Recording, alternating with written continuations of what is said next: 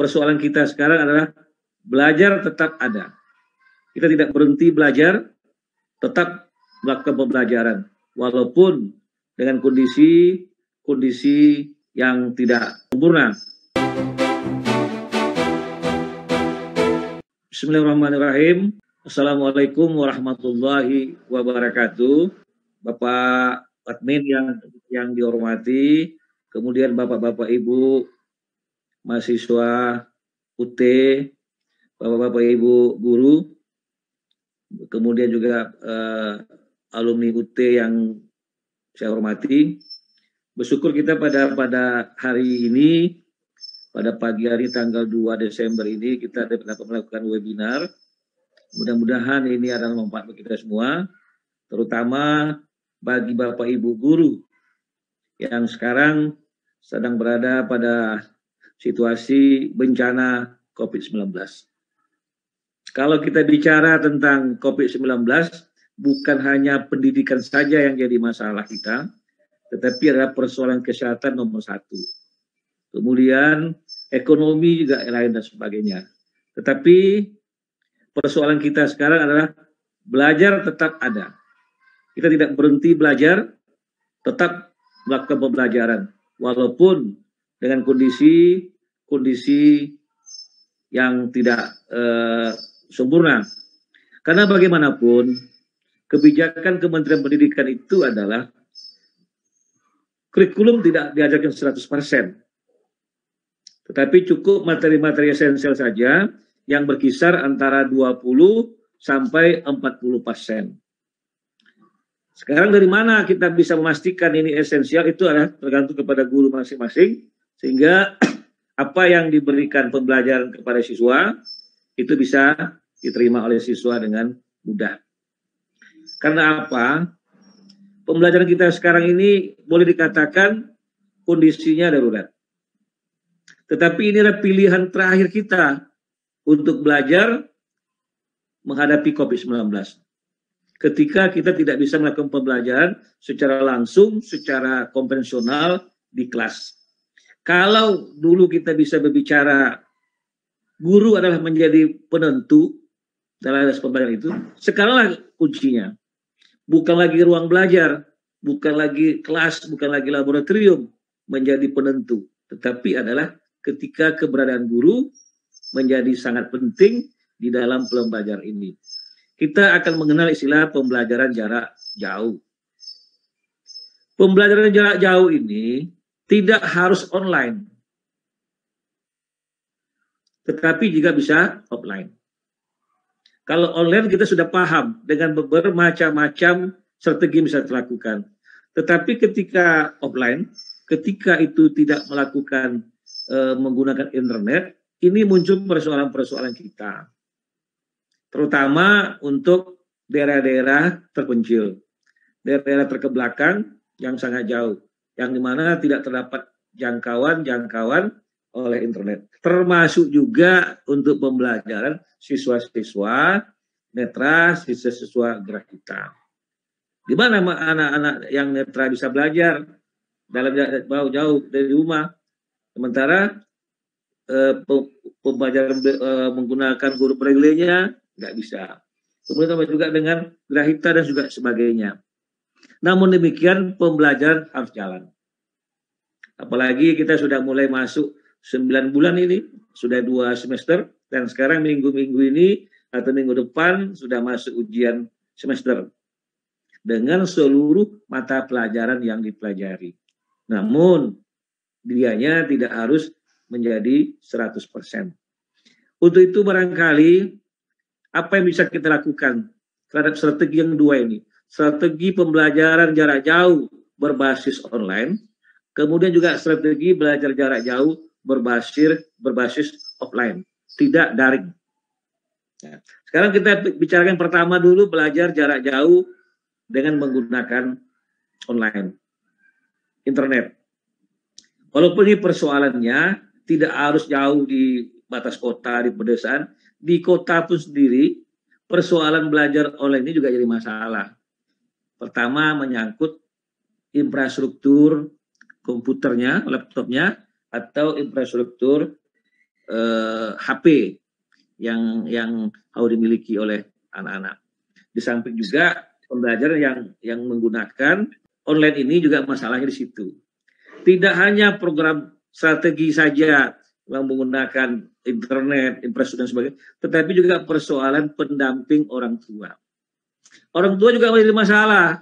Ketika materi pelajaran itu bisa dikuasai oleh orang tua, dan orang tua dengan mudah bisa mendampingi anak-anak dalam belajar. Tetapi kalau tidak bisa. Yang kedua juga kesibukan sehari-hari orang tua dalam mendampingi anak dalam belajar. Jadi untuk itu barangkali pembelajaran kita ini tidak murni ketika ada online, hanya online saja, tetapi ketika ada offline tidak. Bisa kombinasi antara offline dengan online. Sekarang kita coba dulu strategi apa yang kita mau lakukan dengan menggunakan belajar secara online. Persoalan online ini adalah pertama adalah menyangkut manajemen waktu. Sekolah sudah memastikan kepada siswa kapan jam belajarnya, jam berapa sampai jam berapa, untuk mata pelajaran apa. Nanti siswa akan disiplin dengan waktu ini. Dia akan berada pada alat komputernya atau di laptop dan sebagainya untuk mendengarkan berbagai hal-hal informasi yang menyangkut dengan pembelajaran. Nah, ini disepakati. Harus sepakati dulu antara sekolah sama orang tua dan siswa. Apakah belajarnya itu dimulai 7.30, jam 8, atau sore dan sebagainya. Kenapa? Bermacam-macam kesibukan. Itu menyangkut waktu. Yang kedua, menyangkut kepada persiapan teknologi yang dibutuhkan. Teknologi tidak hanya pada orang tua, tapi teknologi yang ada di sekolah maupun teknologi yang ada pada guru itu sendiri. Nah, teknologi yang ada pada guru ini juga menyangkut kepada kapasitas dari peralatan kita. Karena pembelajaran jarak jauh ini syarat dengan beban-beban dan sebagainya. Untuk itu, tentu persiapan teknologi perlu dipersiapkan dengan sebaik-baiknya. Termasuk juga itu gangguan terhadap listrik dan sebagainya. Tuh. Yang kedua, yang ketiga, belajar di dalam online ini kan belajar sendiri atau belajar dari orang tua atau kelompok kecil. Ini memerlukan keseriusan belajar. Karena tidak ada pengelolaan kelas, Pak, Bapak Ibu. Kalau di kelas secara reguler ada manajemen pengelolaan kelas oleh guru. Ketika anak tidak serius, ketika anak bermain dan sebagainya, ada beberapa hal yang dilakukan oleh pengelolaan kelas. Tetapi kalau belajar di rumah atau di tempat yang bukan di sekolah, ini tidak ada, kontrol tidak ada. Kalau kita belajar mungkin 30 menit, atau mungkin 20 menit, atau setengah jam, atau 40 menit, tidak ada kontrol. Kontrol adalah terletak kepada keseriusan siswa peserta didik itu sendiri. Ya, untuk itu barangkali perlu juga didampingi oleh orang tua. Baik itu nanti menyangkut terhadap materinya sendiri maupun terhadap keseriusan anak dalam belajar. Ini penting. Karena ini kalau tidak demikian, anak bisa bermain. Akhirnya hasil pembelajaran kemana-mana. Ya, itu strategi yang ketiga. Kemudian adalah strategi yang keempat. Adalah bagaimana menjaga komunikasi dengan pengajar dan teman sekelas. Nah, jadi belajar online tidak hanya mutlak hanya satu arah saja antara guru sama siswa, tetapi harus timbal balik. Bagaimana komunikasi siswa juga bisa kepada guru. Ya, tetapi yang selama ini belajar yang kita terima adalah paket. Kebanyakan adalah paket yang disiapkan oleh guru, tapi siswa tinggal hanya menerima. Umpan balik tidak terlalu banyak dapat. Tapi untuk ini perlu juga ada umpan balik. Siswa bertanya, siswa juga mungkin mengajukan masalah terhadap pembelajaran yang dikembangkan. Kenapa? Ini penting karena belajar reguler saja dengan tatap muka yang begitu bagus, tetap juga ada masalah. Apalagi belajar hanya satu arah. Untuk itu perlu ada tatap muka. termasuk juga dengan teman-teman sekelasnya, komunikasi antar siswa dengan siswa. Ini perlu dibangun dengan kelompok-kelompok kecil. Nah, makanya hubungan antara internet satu, internet dua, dan sebagainya, terus kok nyambung. Yang intinya adalah menyangkut kepada pembelajaran. Itu menyangkut kepada strategi pembelajaran yang menggunakan online. Ini boleh dikatakan 70% Indonesia sekarang sudah masuk ke sini. Walaupun nanti beberapa sekolah juga mengembangkan pembelajaran secara offline dengan memberi tugas-tugas yang dijemput oleh orang tua ke sekolah atau anak-anak menjemputnya ke sekolah. Nah, ini pelajaran online ini tentu ujiannya sama, menggunakan evaluasinya juga menggunakan online. Nah, persoalannya adalah satu, siapa yang mengawasi atau siapa yang mengerjakan soal ini gitu. Ini perlu lagi kejujuran dari siswa sebagai peserta didik untuk belajar. Ketika dia belajar, didampingi oleh orang tua, membaca masalah-masalah. Tetapi ketika dia ujian, ini kita minta disiplin orang tua. Disiplin pada anak-anak. Dia memang kemampuan, kapasitasnya dari hasil pembelajaran sebelumnya, itulah yang diuji. Termasuk juga pada guru. Karena kita di rumah kekurangan juga buku-buku sumber, pengembangan bahan ajar jangan terlalu melebar. Sehingga anak tidak punya buku untuk yang dibaca. Untuk itu perlu dikembangkan. Yang diuji itu adalah apa yang diajarkan. Ketika kita mengajarkan 2 kali 2 adalah 4, jangan diuji nanti 3 tambah 5 atau 3 kali 5 berapa. Tapi ujilah 2 tambah 2, 4. Jangan diuji 4 tambah 6, 10. Itu salah. Itu keluar dari konteks kompetensi. Kompetensi yang memang sudah ditetapkan. Walaupun sebenarnya kompetensi kita itu tidak sampai 100%. Makanya kompetensi inti, kompetensi dasar memang tidak penuh. Ini yang terjadi. Itu kalau untuk siswa pembelajaran murni dengan online. Sekarang kita masuk kepada pembelajaran yang tidak online dulu, offline. Pembelajaran yang tidak online ini berarti ada persoalan paket yang disediakan oleh sekolah kepada siswa. Yang bahasa kitanya belajar di mahasiswa UT itu modul. Kan gitu tuh Pak Admin. Modul. Modul inilah yang diberikan.